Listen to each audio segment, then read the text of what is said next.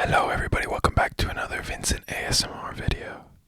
Today we're going to be, I'm bringing you guys a video about my top, I'm not sure if I'll do a top 10, but we could probably do a top 10.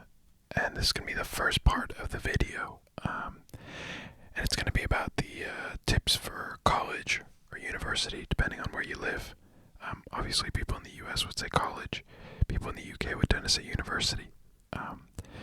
And I'm bringing you guys my top tips that I have. I actually graduated in May, so I'm all done with that now. But here's things that I can kind of reflect on now that I'm done. Little backstory. I went to university in the UK. I graduated with a first class honors, which is the best you can do. I got that every year, so I guess as a US equivalent that would be straight A's.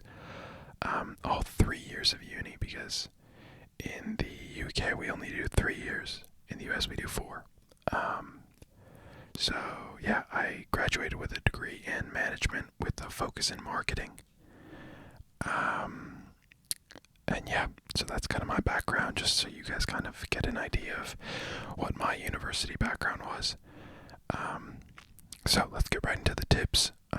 Obviously these aren't going to be the same for everyone's. These are just the ones that I could think of, just like off the top of my head.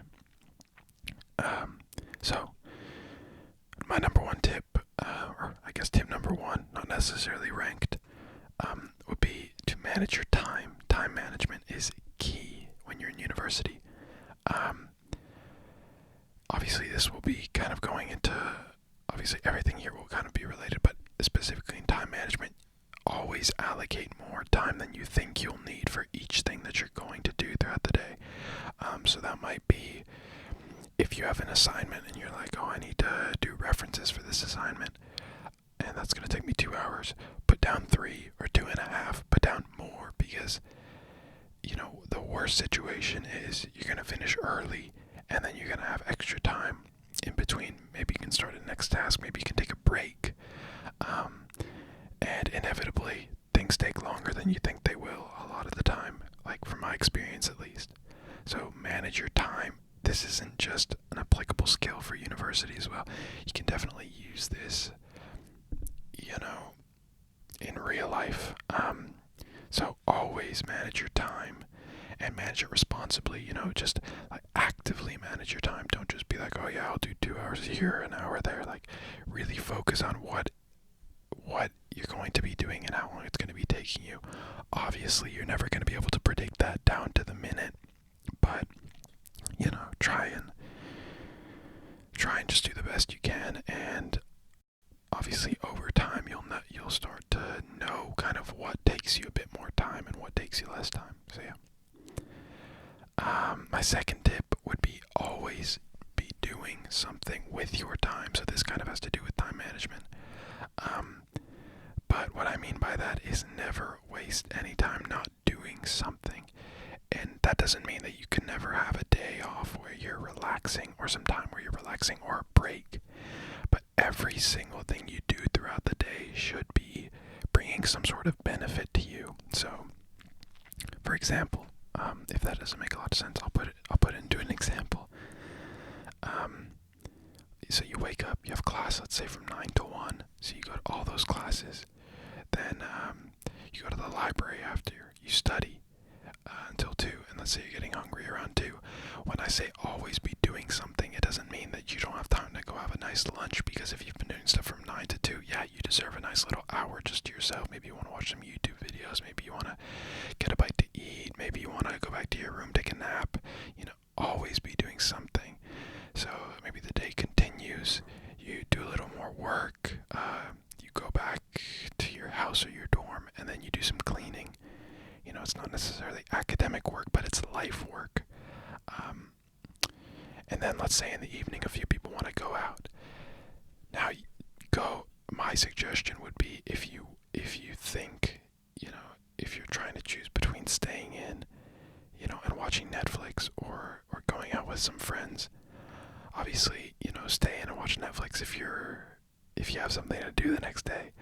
But always be doing something in the sense that when you do go out, you're fulfilling that that social aspect of your life. You're strengthening relationships, and a lot of the time in uni or in college, in those first few months that you're there, it's good to go out a lot because you're bonding with the people that you may be like sharing a dorm with, or people that may be in your maybe in the same degree as you, studying the same stuff. So when you're always doing something, I'm talking always being doing something academic, always be doing something for your health, cleaning your room for your just hygiene, and obviously going out and having lunches to be social. So, never waste time just, sitting on your bed for 2 hours watching, a Netflix show, binging a Netflix show. That doesn't fulfill any of those unless you've earned it, unless you've earned it and you need relaxed time. Here, I'm just gonna move this curtain so I get a little less sun on my face. So that would be my second suggestion. Number 3 is have fun, make friends. Those are obviously different things, but they're similar in ways as well. And what I mean by this is, if you're going to university, you're obviously there to study. And I think that's what I took away a lot from my degree, is I was working really hard a lot of the time. And I do regret, not joining more societies or extracurricular things. Luckily, I made a lot of friends because I did go out a lot and I did hang out with people a lot. But it's very easy not to be social in university, just to go to your classes, to go back to your dorm, study, day in, day out, same thing. So I would definitely do that, especially making friends can be it can be very good for later in life when, for example, when I graduated, I actually, I knew a few people who graduated who are now people that recruit for companies. So when I was looking for a job, one of them actually reached out to me and was like, "Are you interested in any of these roles?" And even though I wasn't, it was, it's obviously a nice thing, just a nice coincidence that someone that's that's working in that. So, definitely consider making a lot of friends, because it's kind of the last time in life that you'll be forced to be surrounded by thousands of people on a little campus like that. It's very easy, to make friends. Tip number 5. Find your own way of studying. And I don't know, maybe you guys have done this in high school. I did it in high school, but I know a lot of people went to university and I think didn't really know how to study for exams, which was the main, or didn't know how to, typically studying for exams, or didn't know how to write a proper, essay. So, everyone has different ways of studying. Some people really like using a lot of highlighters and colors. Some people, which I'm extremely jealous of, are those people that can just absorb everything. Everyone has their own way of doing things. I like doing everything electronically on my computer, and having a column here, 1, 2, 3, 4, and then sub points inside of those. That really works for my brain because I like to think in numbers and things like that.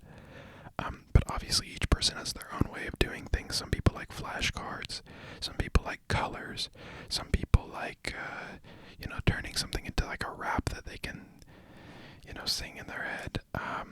So find your own way of studying and do that by experimenting, especially when you're in your first year of university or college. You have that opportunity to, try all the forms of studying that you can if you don't know which one works for you. A college is all about finding out who you are, and that also has to do with how you learn. So I would definitely suggest that. How many is that? That was number 4. So we'll do number 5, and I'll continue this video in part 2. So number 5, quality over quantity. And what I mean by that, obviously it's a saying in in normal personal life and pop culture, but what I mean is the amount of times that I've gone into my university library and seen people in there for 8, 9, 10 hours. They're like, oh, I'm working, I have so much work to do. And you know, you sit next to them and you're doing your work and you just see them scrolling down Instagram. And just think about it, like, if you could get all the work you normally get done in 10 hours going on your phone and checking social media and playing games and just procrastinating, if you could condense that all into the time that you need, like if you actually only needed 2 or 3 hours in the library, think about what else you could be doing with those 7, 8 hours. You know, you could be going out, you could be cleaning your room, you could be doing other work if you need to, you could be, you know, doing everything else. So it's, you know, just because you're in the library doesn't mean you're studying. And just because someone said they were up all night last night studying for the test today doesn't mean they were actually studying. It just means that they were in a studying environment. So my suggestion would be, if you want to, you know, get away with less studying than everyone else, just limit your time, you know, like condense all that time that you spend doing absolutely nothing and just focus. You know, obviously I'm not saying bury your head in a book for 3 hours.